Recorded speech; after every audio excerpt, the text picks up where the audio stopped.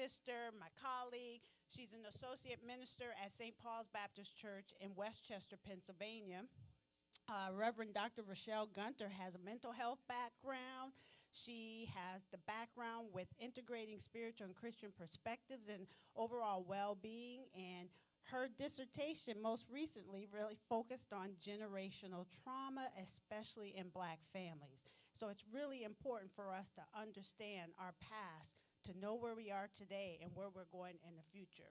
So without further ado, I would like to introduce Reverend Dr. Rochelle Foreman Gunter. Good afternoon, everybody.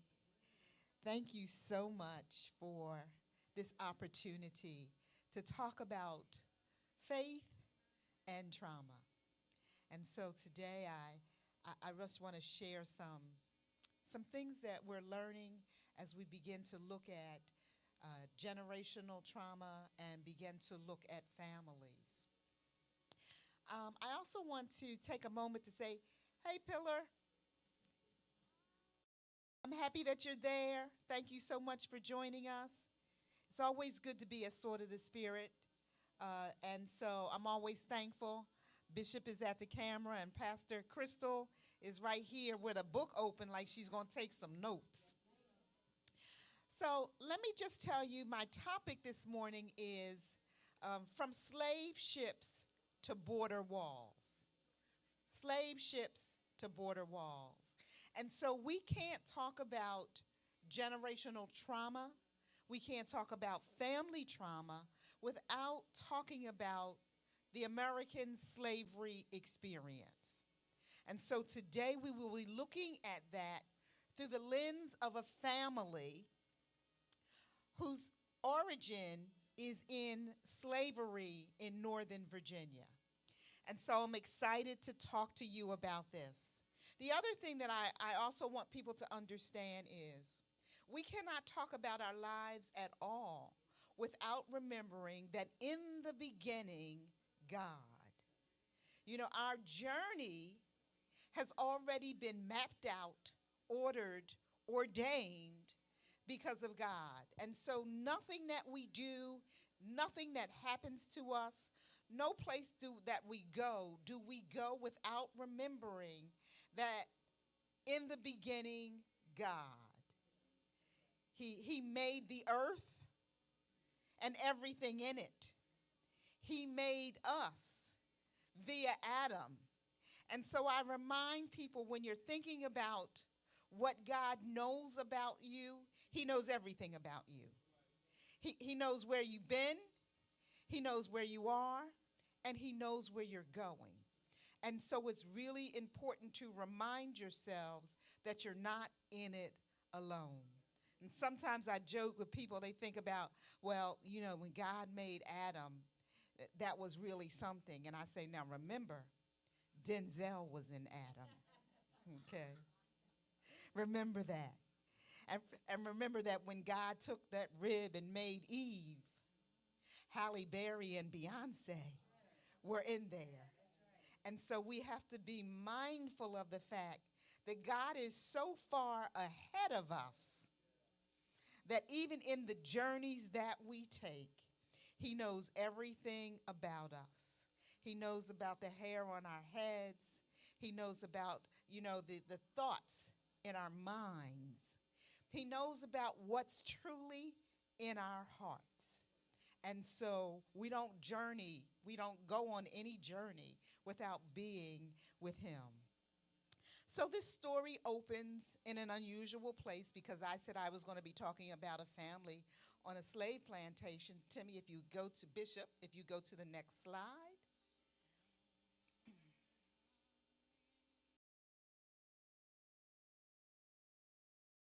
So I think we're over the idea that we arrived on a cruise ship, okay? I think for many, many years, we never thought about really what the journey was. We knew we came on a boat, but we had not really given any thought to what was happening on the boat. And so this illustration really demonstrates how tightly the the slave ship was packed. And the slave ship was not a big boat because they didn't have the technology to make a big boat. But they took the biggest boat that they had and they squeezed in as many slaves as they could in that boat. And so for most, this was the constellation in this ship. Now, these feet are likely just male feet. They would not bring female slaves this way. They kept them closer to the deck. They kept them poorly dressed and covered because female slaves were made available to the crew of the ship. And so those women were generally kept in quarters together, and any member of the crew had access to those women. And so you know what happened. You understand why some women came, and even on the auction block, they had already been impregnated.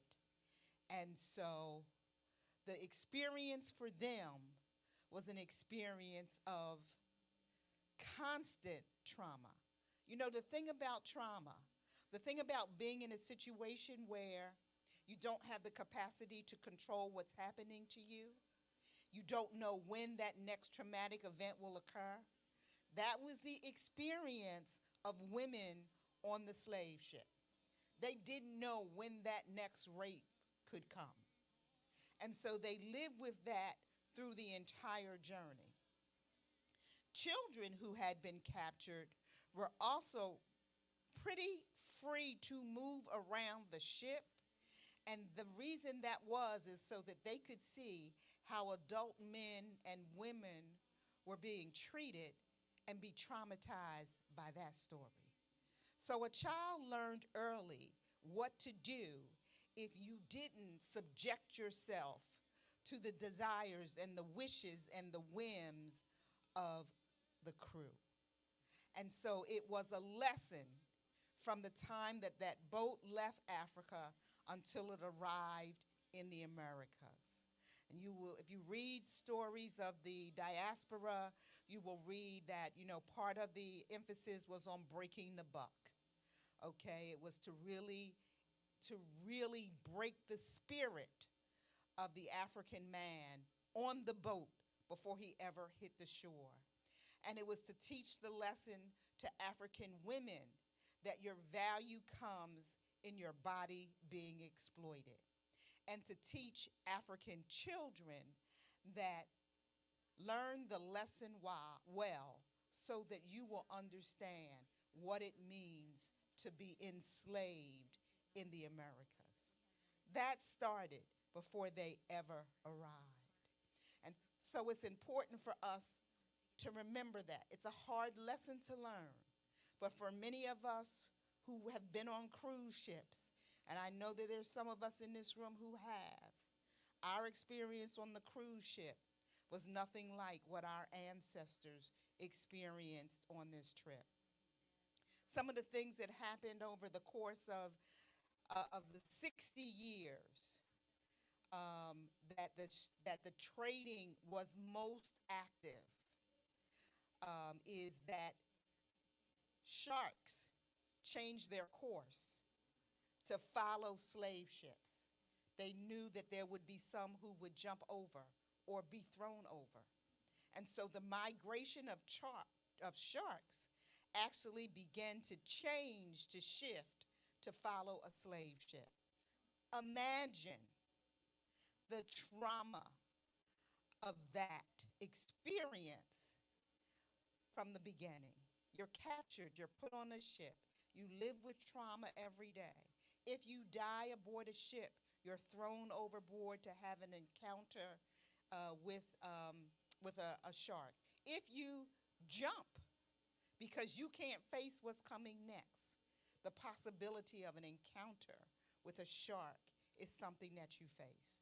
And so the slave ship is really the beginning of the trauma of slavery in America. Next slide. so I want to tell you this story. I always have a story to tell. So, in 1707, there was a naval officer of the Virginia militia. His name was Captain John Downing. Captain John Downing lived in Northern Virginia. He was a Navy man, but he was part of the Virginia militia, which means he knew the Virginia slave codes well. Remember, slave codes start in Virginia because the first slaves to arrive, 1619, are in Virginia. So when slave codes were written, they were written in most cases in Virginia, and then they were codified across the colonies. And so Captain John Downing had slaves. In addition to his work as a Navy man, he had a large plantation in Accomack County, Virginia. The other thing about John Downing was he was a good Methodist. He was a good Methodist. He considered himself a good Christian. And when the Methodists, for a short period of time, decided that if you became a Christian while in slavery, you could be freed, Captain John Downing embraced that. And so one of the things that he did was, for every one of his slaves that accepted Christ as Savior, he freed them. He freed them. Now that didn't last, because then he realized that they realized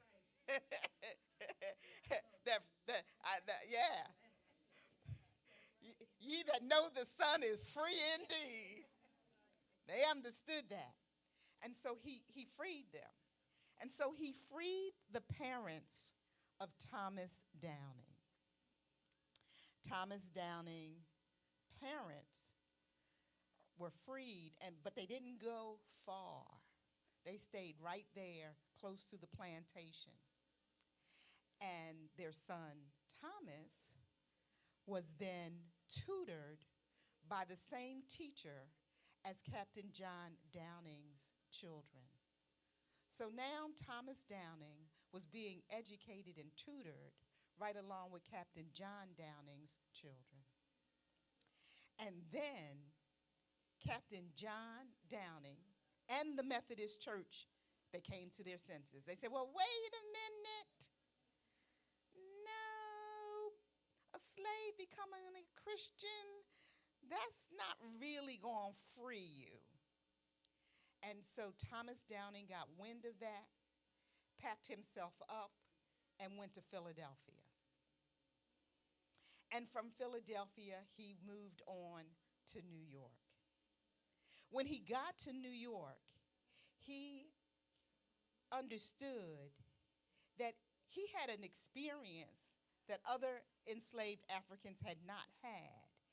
He had a sense of what it felt like to be in control of his life. And he remembered that he was an excellent oyster shucker. Those of you who know the Chesapeake Bay, if you've ever been fishing in the Chesapeake Bay is a great place for shucking oysters, for getting oysters, for doing a little bit of deep sea fishing. I love Chesapeake Bay because it's a great place to crab. And when my family, when I'm there with my family, they know that the only thing I want to do is go crabbing. Okay, that's the thing that I want to do. So Thomas Downing goes into the Hudson Bay. He starts to catch the best oysters in the bay.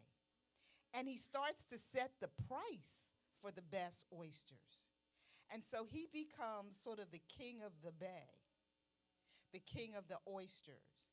And he sets up a restaurant where people can have oysters. Now, most oyster dives were just that.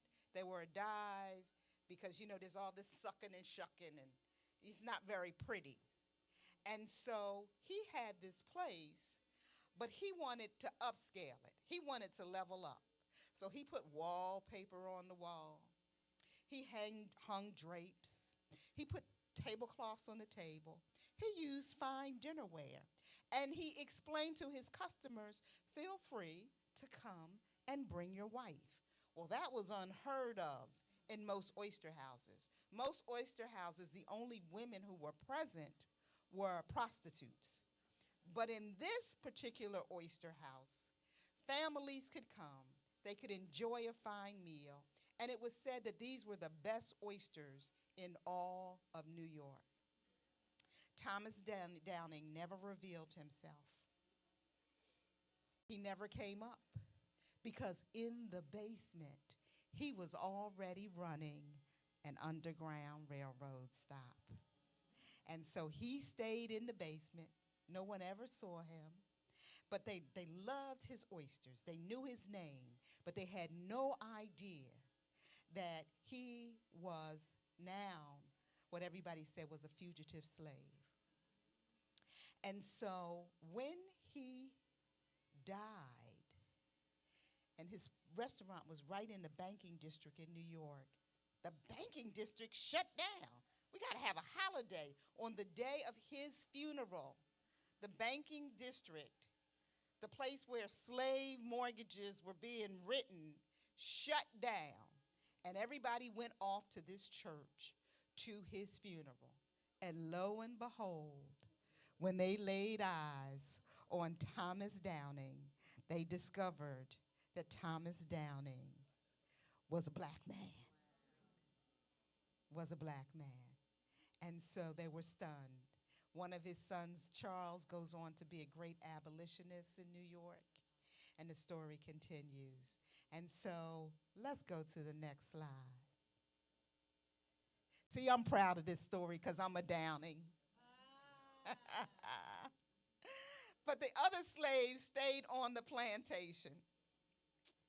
And it was, you know, once Captain John Downing sort of reversed his position, he pulled back all the slaves. And so you can't see this up close. I'm sorry about that because I thought that it would work. But my second grandfather, Shepherd Downing, born in 1828, was on that plantation. And my great-grandfather, Noah, was also on that plantation when emancipation came. But he didn't leave. He stayed to be a sharecropper. And so my grandfather, Theodore Downing, never was an adult before he left the plantation. And so if you can imagine 3 generations of men who the only place that they've ever seen is this plantation in Accomack County, Virginia. That was the course of my family. And so one of the things that I remind people is that while I don't know the details of the story, I know that when my grandfather finally left to come to Philadelphia, my grandfather was already addicted to alcohol. He was addicted to alcohol. He migrated to a little town called Pocomoke City, Maryland. It's all of 6 blocks. I don't know how it ever got to be a city, okay? Because you drive in on 13, and in 5 minutes you drive out. As you drive out of Pocomoke City, Maryland, one of the things that you will see on Route 13 is the Downing United Methodist Church.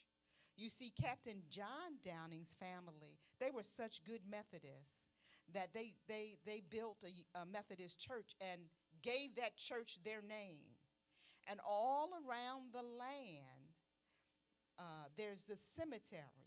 And so the Downings, the white Downings, are buried in that cemetery. But my grandfather is buried in a cemetery like I needed hiking boots to go. It's literally in the woods because that's where they buried their slaves, somewhere far off. And so even though my grandfather left Maryland, and when he came back, he wanted to be amongst his family. So he wanted to be in that cemetery where he knew his ancestors were.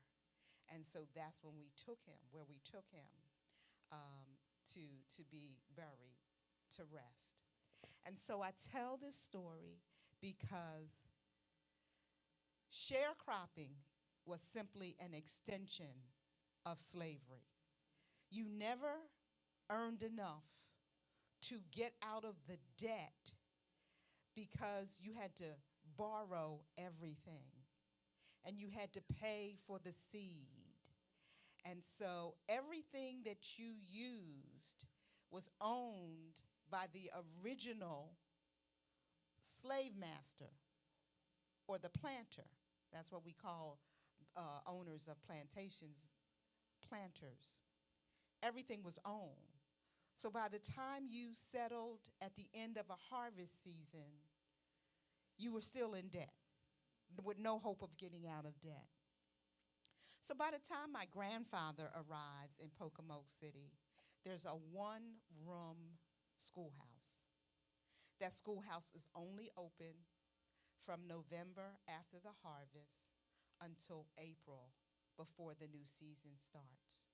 And it's a one-room classroom, and the teacher has the responsibility of teaching every child who comes to that school. That's where my grandfather got his education. That education was over by the time he would have reached what would have been grade 8. So that was all the education that he had in his life. He also realized that he wanted to be something else other than a sharecropper on that land. He had 3 brothers and he had 4 sisters. And none of the sisters ever left the plantation. All of the brothers left. But it wasn't an easy leave. My grandfather decided that during Prohibition, he would try a little bootlegging. He would try a little steal. He would experiment with making some money on the side that the owner of the land would not be able to get. And he might have made a little bit of money in the beginning, but he discovered that he liked drinking his product more than selling it. And so he very quickly became the town drunk. And it's interesting to me because I'm sure that there were other people who were labeled with addiction issues. But it was very important to that little town to name my grandfather the town drunk and to spread the word. You see, that is the part of the negative messages that get put out about us, okay? Is that we don't know whether he was the town drunk or not, but we know that the damage that came with labeling him the town drunk. And so soon after that, around the age of 19, my grandfather headed towards Philadelphia. Next slide. Okay. So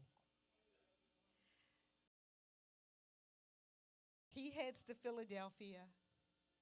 At the same time, my grandmother heads to Philadelphia. Now, the last time I was here, I talked a bit about the Smith family and the fact that my grandmother's mother, my great-grandmother, Mariah, died subsequent to a childbirth, poor childbirth. And so she died and left 4 children. She left a 3-year-old, a 1-year-old, my grandmother, and a set of twins. And so after she died, my great-grandfather brought the twins and left my grandmother and her older sister in North Carolina. My grandmother is not reunited with the family until she's 16. When she gets here to Philadelphia at 16, my great-grandfather has started another family. And he says, "You're old enough to work." She had not been educated formally at all, but she had learned to do domestic work. So she had to get a job. My grandfather, he's been put out of Pocomoke City. He's been invited to leave Pocomoke City. And he comes to Philadelphia, and he's able to get a job. But he still has this problem with alcohol. Addiction is a real thing even then. And so when I thought about it, it was easy to say, it was easier to say it was sin than to offer what was the trauma that my grandfather experienced that drove him to drink. And it was easier to say to my grandmother, "Now that you're here, I don't know what's been happening with you for the last 16 years. I left you when you were 1, and now you're here, but you got to get a job. You have to find work." And so they started courting, and they both had jobs. But my grandmother was here for the first time, and she realized that she had an opportunity to buy clothes and to make fashion choices. And so even though she was supposed to contribute to the rent, she decided to buy a hat. And when she bought that hat, my great-grandfather said, "You have to go." So my grandmother leaves. The obvious place to go? To my grandfather. So now we have something that I tell people is cataclysmic, okay? We have a traumatized young woman who has finally found her family, and as quickly as she has found them, she has been put out of that family. And we have a man that we know is addicted to alcohol, and even though he can find work, what happens on payday is that money all goes for him to drink. And they think they're courting. They think they're courting. And so they get married. And the collision starts, okay? Together they have 9 children. The first one dies within 6 months because he's misdiagnosed. He has the mumps, but the doctors say he has something else. They lance the mumps, and he bleeds out. 6 months, okay? And so back then, we didn't know how much people experimented with brown and black babies, okay? So she lost her first child in the first 6 months, who happens to be buried right over here. Eden? Eden. And so she went on to have 8 more. But the problems don't go away. She's feeling abandoned. She was first abandoned by her dad when he left her in the South. He sort of leaves her again when she finally gets to Philadelphia, and he puts her out of the house. My grandfather has become dependent on alcohol. And so they get married, and they start to have children, and she's able to find work, and she works incredibly long hours because the home that she is taking care of is more important than the home that she has and her children that she has. So the home that she works in, she goes at sunup, and she comes home at sundown. But her children are left to fend for themselves and to take care of themselves. At a funeral service for this family that my grandmother worked for her entire life, I heard the son say that my grandmother was the only mother that he knew. And it infuriated me that she couldn't take care of her other 8 children because she was here taking care of this Jewish man who was ultimately going to be a doctor. And he stood and publicly said that because of my grandmother, he had a future. but my grandmother had left 8 children at home to fend for themselves. That's the slave story. If you go back to women who worked in the house, they were forced, if they were the wet nurse, they were forced to give that baby their milk, even though they would not have enough to feed their own child when they got home. And so it was the continuation of that story. I was infuriated when I heard that story. And I heard it because my grandmother said, "Will you take me to the funeral?" And had I known that that's what I was going to hear, I would have said, "No, thank you." It traumatized me because I knew that my mother's children, my grandmother, had not given her own children the best care. And so it's really important. Now, I tell this story not because this story is the story, but because all of us have stories. And if we want to understand our own trauma, we understand it best when we understand the trauma that's in our family. And so that's why I share this story. So that's Nana and Dada. And she's smiling, and he's got his eyes pressed closed because he's not trying to be involved in any of this, okay?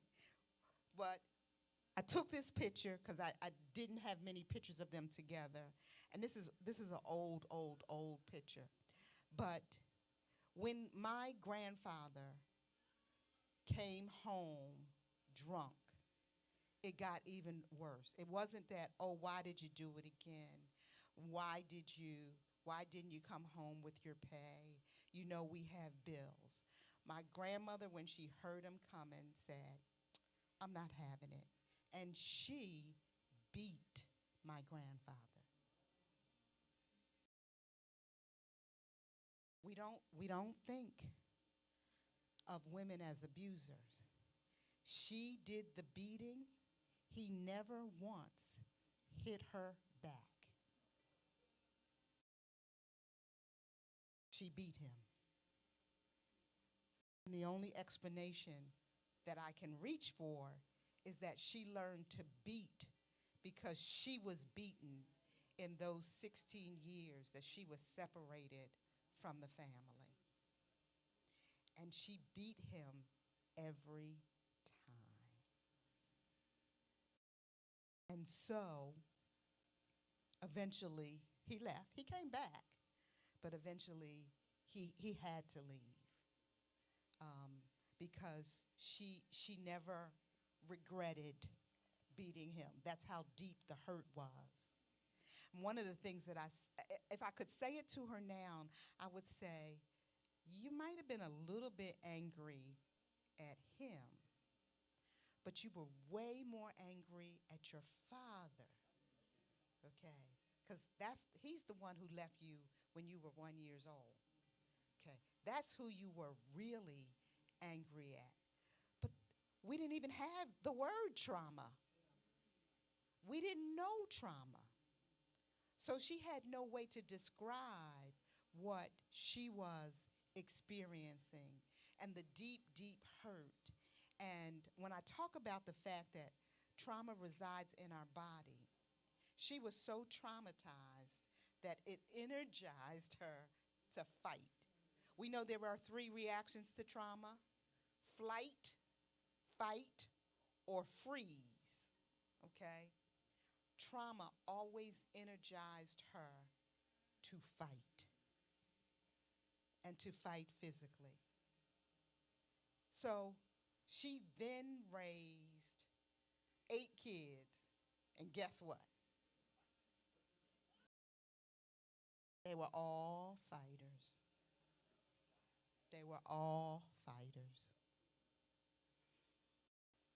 All of them, including my mother, Mother Wilson, Deaconess Mother Wilson, was a fighter. They were all fighters. And so that was the example that they saw. That was how they worked out their trauma. And they became known in the neighborhood. Oh, that family. They lived in West Philly, not far from Mount Carmel Baptist Church. And they were like, that family, the fighters, the drinkers. And so that was my family. And so there's a reference that I just want to mention here. Trauma in individuals can look like a person's identity. Trauma in a family can look like personality. Oh, that family, they're drinkers, they're fighters, there's always some commotion. Trauma in a race looks like culture. Okay. Trauma in an individual looks like identity. Trauma in a family looks like personality. You know, we say families have personalities. Oh, they're all jokesters, they're all drinkers, they're all this, they're all that. Trauma in a race looks like culture. And so it's easy to get tagged from the trauma. And so it's really important for us in the language that we use to be sure that we're not grabbing one of these tags and applying it without knowing the story. Because if we knew the trauma story, we wouldn't use those tags. We would say the person is re-traumatized, okay? That these experiences re-traumatize them, and they're experiencing that trauma not just in their head, in their mind, in their brain, but in their entire body. And that's the reaction that we're seeing. So that was the reaction that I was seeing in my family. So needless to say, I saw all of this. I saw all of this for the 18 months that I lived with my grandparents. My whole family lived with my grandparents. There were 10 of us in a 3-bedroom house. And we literally rotated. Like, my sister and I slept in the bed at night. And when my mom came home from work in the morning, she slept in that same bed, okay? That my other aunt, the boys slept, John and my cousin slept at night, and my aunt got in the morning. And then there was a new baby, and she slept in a drawer, okay? She slept in a drawer. And then my grandparents slept together, and then 2 of their other children slept downstairs in the living room. It was quite a commotion. It was quite a commotion in that house.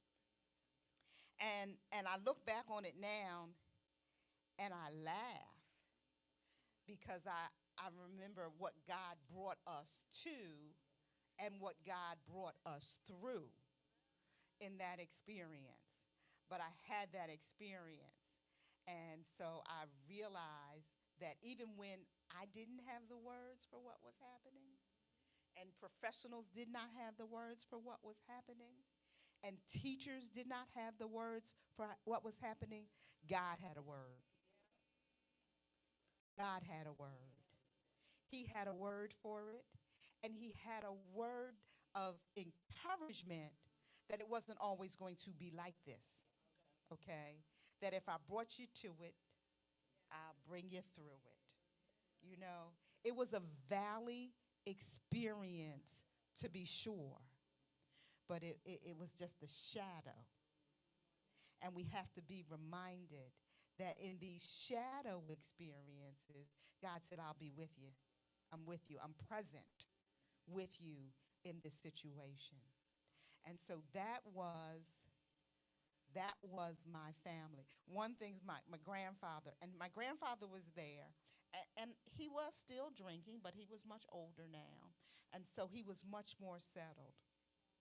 And so the 3 girls in the house, it was Shelly, it was my sister Cheryl, and it was the baby in the drawer, Shari. And my grandfather's favorite phrase when he was frustrated was, I don't give a First Continental Congress. He would say, we would say, Dada, Dada. So he would say, I don't give a First Continental Congress. That's what his response would be to everything. But he had these three granddaughters, Shelley, Cheryl, and Sherry. And one day he blasted into the kitchen. He said, I don't understand why you gave these girls all the same name. And they were like, no, Dada, it's Shelley, Cheryl, and Sherry. And he said, I don't give a First Continental Congress. And he turned around and he stormed out of the kitchen. And we laughed at that moment. As my grandfather got older and he was still drinking and his body was ravaged by the effects of alcohol. But now when he came, he never came empty-handed. All of those things that he had learned about himself and discovered, he used those things to take care of himself and to give back to his family. I remember that once he came to visit, I could see him coming around the corner on Cobbs Creek Parkway, because now we lived in Southwest, and he had 2 bushel baskets of blueberries. Oh, we lost our minds. Dada has brought us blueberries. And my mom let us have 1 basket, okay, which we shared with the block. There were blueberries everywhere. You know, after you eat a few, you throw a few, you know. The rest she froze.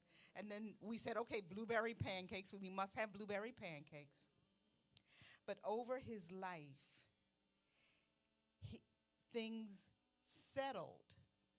But now he lived with the consequences. And so this picture of the 2 of them, they're much older. I'm glad that she's smiling, because I'm hoping she's not thinking about hitting him for something that he did that she's suddenly going to remember. But she doesn't.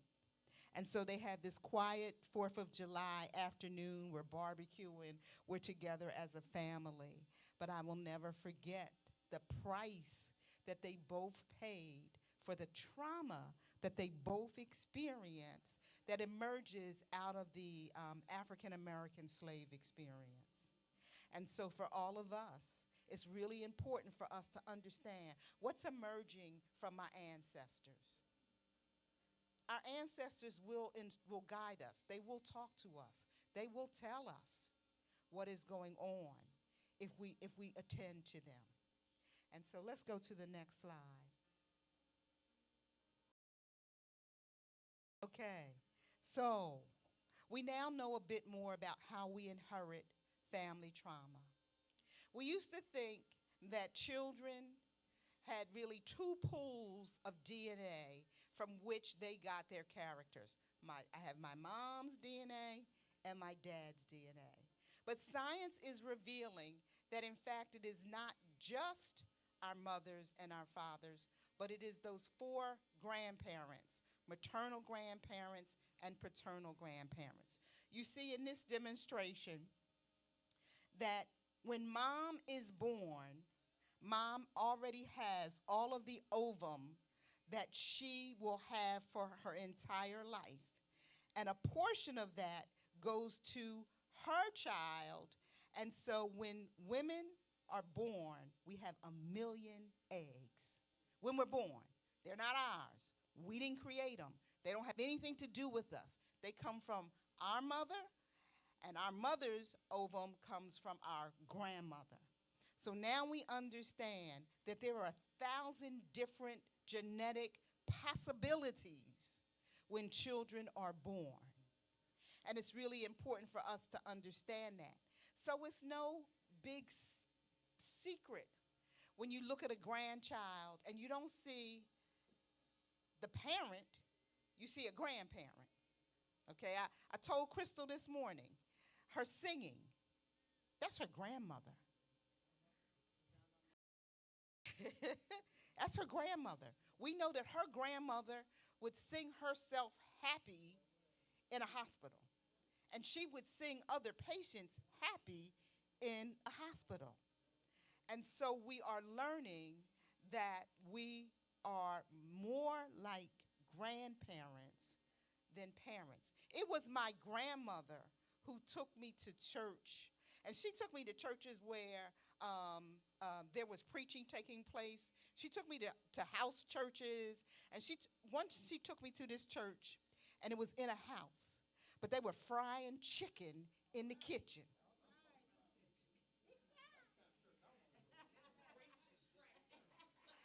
And my grandmother said, "You better pay attention, or you won't be getting a bit of fried chicken."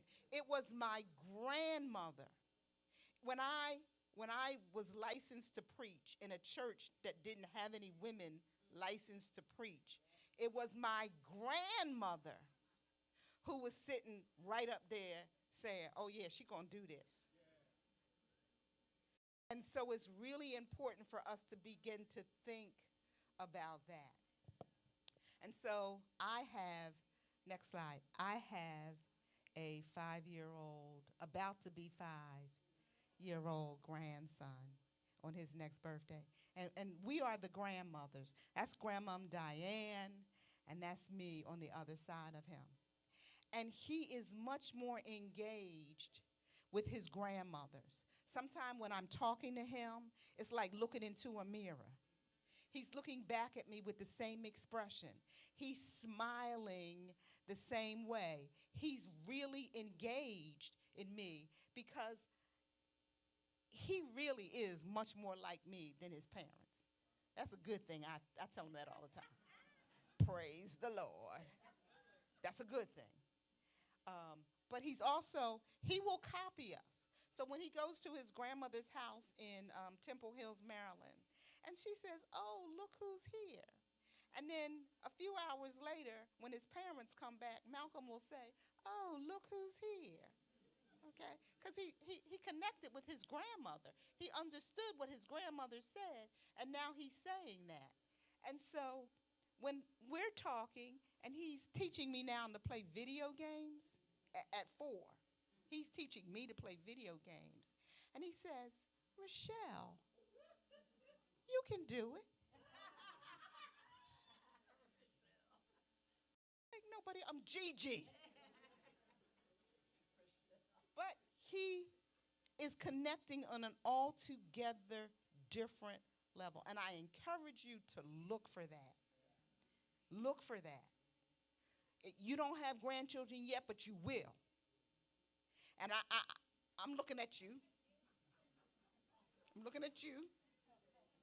And yeah. and Bishop, it's really important. Don't tell him you're a nose. Bishop knows that. When we were in Paris, we went to the perfumery, and they talk about all of the things that are in perfumes. And Bishop declared himself a nose. They call that role the nose, when you know what's in it. He said, "I just want you to know I'm a nose." And we were like, "Yeah, sure you are." Okay? But don't be surprised when talking to that grandchild, it's like you're talking to yourself. Okay? Don't be surprised, because we're learning the real science behind that. And there are 1,000 DNA possibilities from grandparents. There are not that many possibilities from parents. And so it's really important. But also remember that ancestral history, and what are the ancestors saying to you? Because it's really important to understand that if that's embedded in you, you can pass that along. And so family traits and family drama and the way we do things.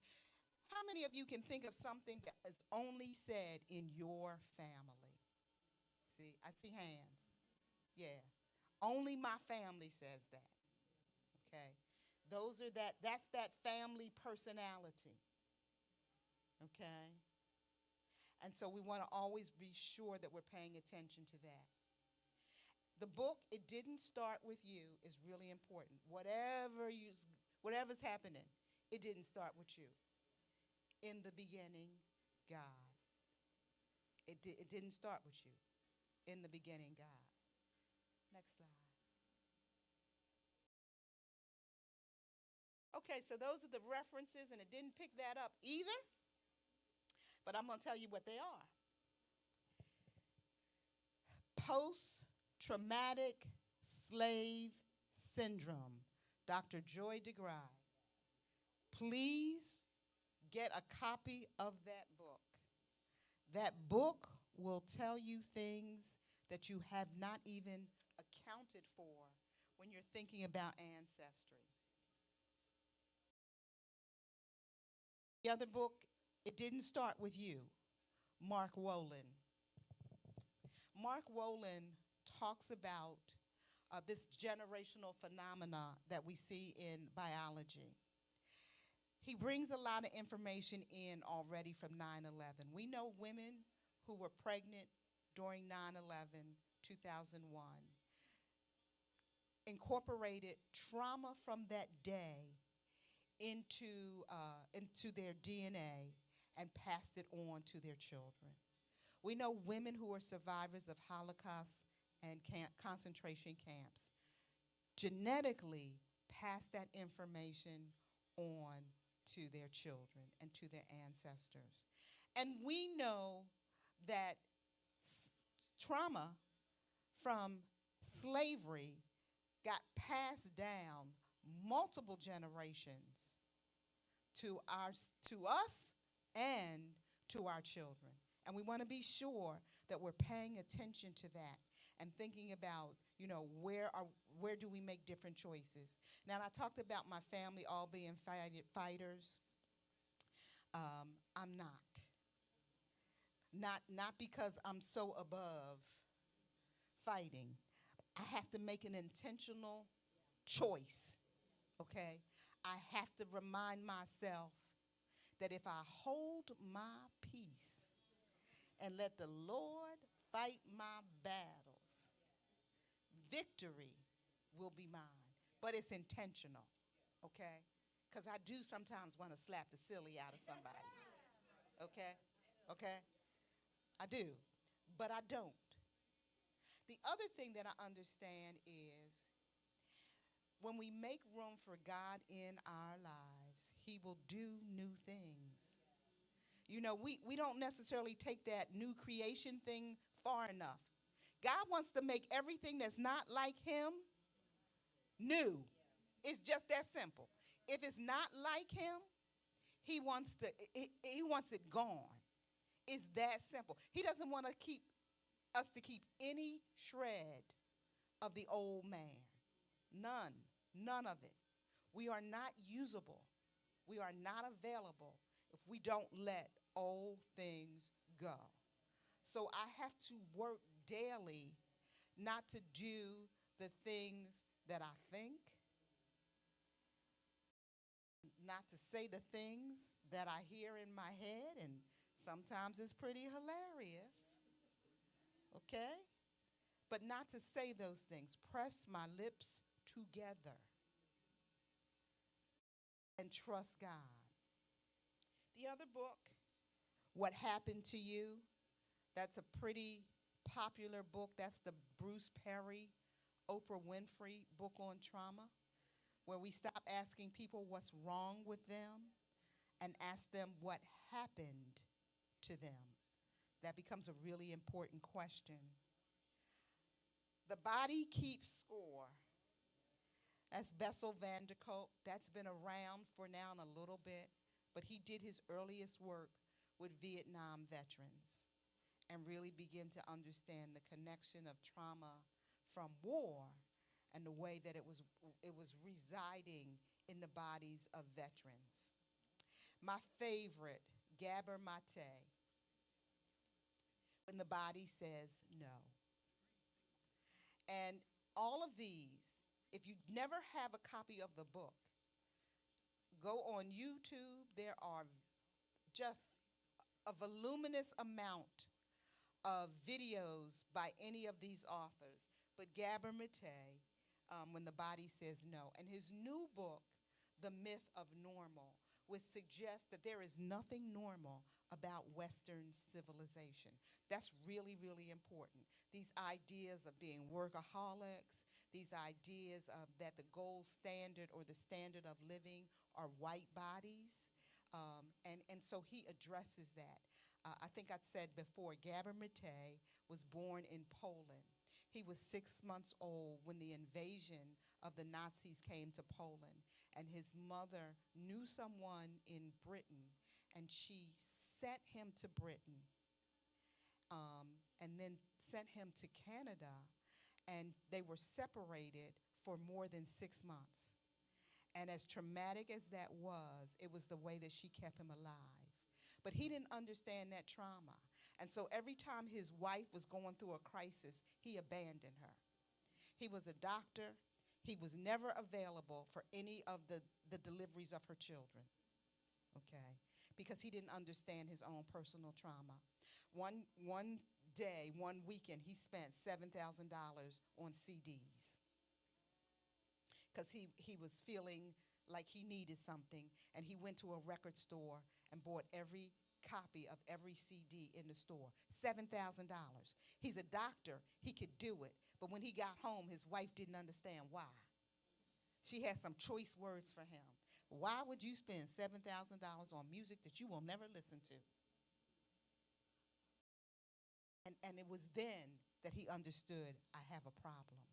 But he didn't understand that his mother's, what he believed was his mother's abandonment of him to save him his life had caused him trauma, and every opportunity he got to act out against the woman who was closest to him, now his wife, he did it.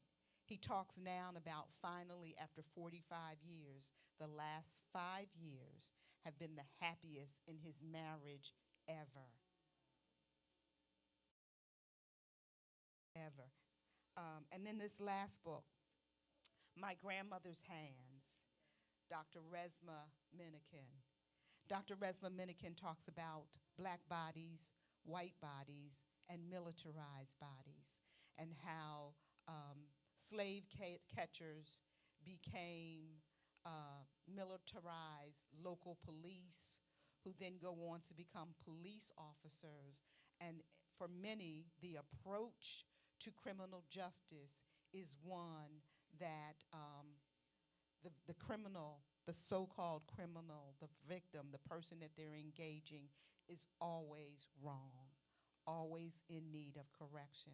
And so that ideology really permeates local police departments across the country. And so it's really important. So he talks about militarized bodies because you see it in police departments. You also see it in the military. You also see it in people whose ideology is, I'm going out to fight for my country without any question about what it is that exactly we're fighting for. So when we send soldiers off to the Middle East and they think it's about protecting their country, but it's really about access to oil, okay, access to the minerals and the wealths of that country, they're not trying to hear that, okay? And so it becomes really, really important. I said to people, the only thing that I would say, as brilliant as he is, he really does have a potty mouth, okay? And so if you're listening on YouTube, you are going to hear expletives, okay? And so you got to get past it, because some of the stuff that he's saying is absolutely right, and nobody else has the courage to say it. And so it's really important. But this talk today was based on the material that I have really gleaned from those 5 books and the Word of God.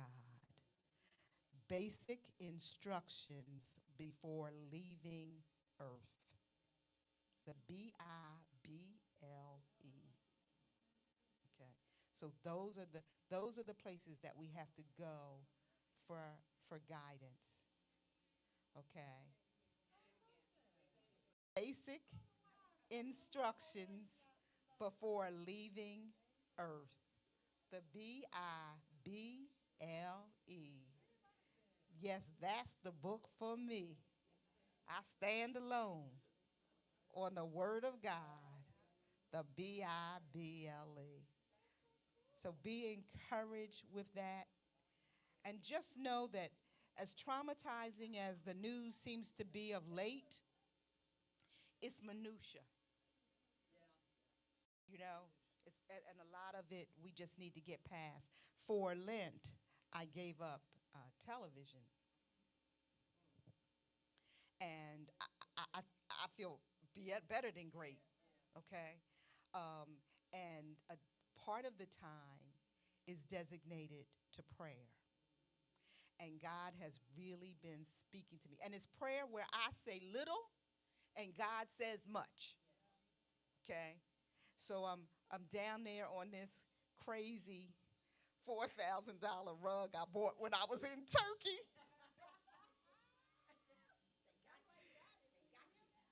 And God said, this is right where I want you, on this rug, praying before me, listening to what I say. It's far more important than anything that you're going to hear on the television. And so I want you listening. And so I want to encourage you not to be frazzled, not to be re-traumatized by the things that we're hearing. We know that God is not taking us back. We know we're not going back into slavery. So we don't have to worry, and we don't have to listen, and we don't have to be aggravated, okay? What we do have to get ready for is Jesus is soon to come. And so we have work to do. That's the work. And if we just keep our hands to the plow, and we just keep trusting that God's in the detail, we're going to understand that this is not worth listening to.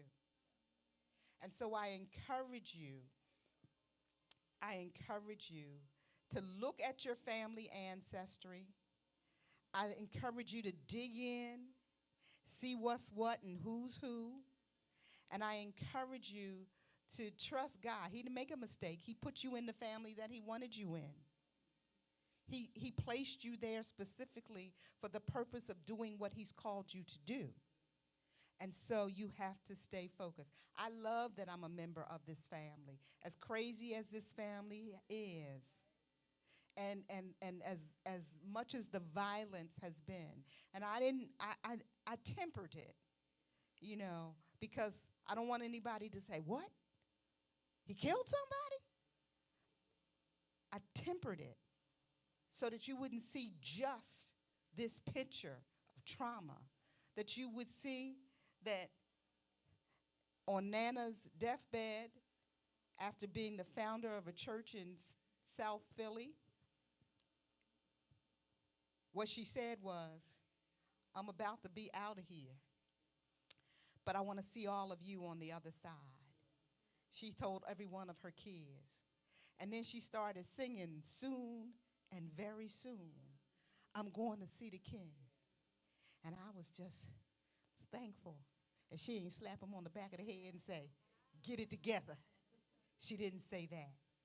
That even on that journey, that hurt, that pain, that trauma, that God had ministered to her in such a way that she could see Jesus in this. And that's what we want to remember. Whatever our stories are, we want to see Jesus. I hope that this has helped somebody. And I hope you'll invite me back soon for some other good story, because we're full of good stories. Thank you so much for your time. I see the sun has come out. Praise God.